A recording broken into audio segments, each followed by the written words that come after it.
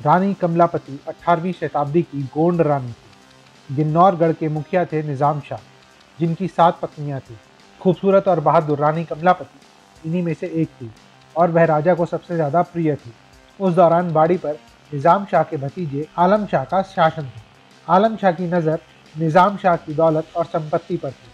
कमलापति की खूबसूरती से प्रभावित होकर उसने रानी से प्रेम का इजहार भी किया था, लेकिन रानी ने उसे ठुकरा दिया। आलम शाह ने रानी कमलापति को पाने के लिए एक दिन अपने चाचा निज़ाम शाह के खाने में जहर मिला दिया, जिससे निज़ाम शाह का निधन हो गया और आलम शाह ने राज्य पर कब्जा कर लिया।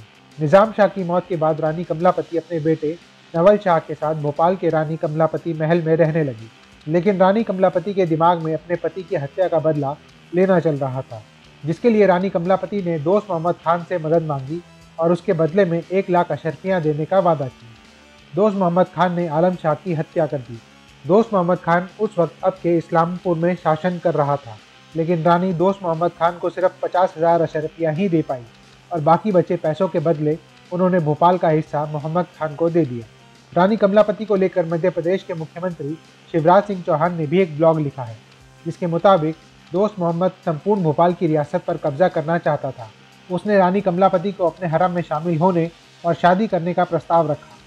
दोस्त मोहम्मद खान के इस नापाक इरादे को देखते हुए रानी कमलापति का 14 वर्षीय बेटा नवल शाह अपने 100 लड़ाकों के साथ लाल घाटी में युद्ध करने चला गया। घमासान युद्ध हुआ, जिसमें नवल शाह की दुखद मृत्यु हो गई।